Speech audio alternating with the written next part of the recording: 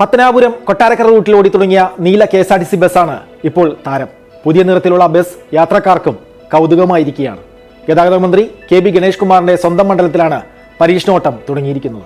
ഒറ്റനോട്ടത്തിൽ സ്വകാര്യ ബസ്സാണെന്ന് തോന്നിക്കും വിധമാണ് പുതിയ KSRTC ബസ് കൊട്ടാരക്കരയിലെത്തിയത്. നീല നിറം തന്നെയാണ് പ്രത്യേക ആകർഷണം.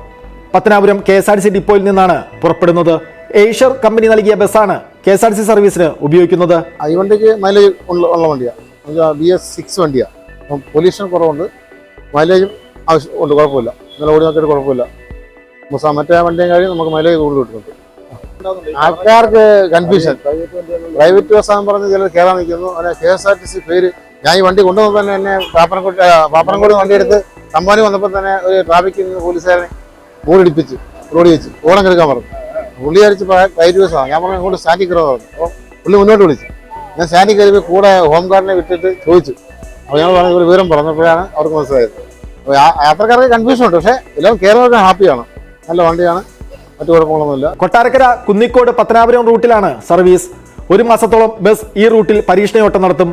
പുതിയ നിറത്തിലുള്ള ബസ് ആയതിനാൽ യാത്രക്കാർ അത്ഭുതത്തോടെയാണ് യാത്ര ചെയ്യാൻ എത്തുന്നത്. ബസ് കൊള്ളാം, നല്ല ബസ്സാണ്. പിന്നെ പാട്ടൊക്കെ മ്യൂസിക്കൊക്കെ ഉണ്ട്. യാത്ര സുഖമാണ്, പൊതുവെ കാണാൻ നല്ലതാണ്. അതായത് സിറ്റിംഗ് ഒക്കെ നല്ലതാണ്. ബസ്സിന് മികച്ച മൈലേജാണ് കമ്പനി വാഗ്ദാനം ചെയ്യുന്നത്. ഒരേ സമയം 50ലധികം യാത്രക്കാർക്ക് സഞ്ചരിക്കാം.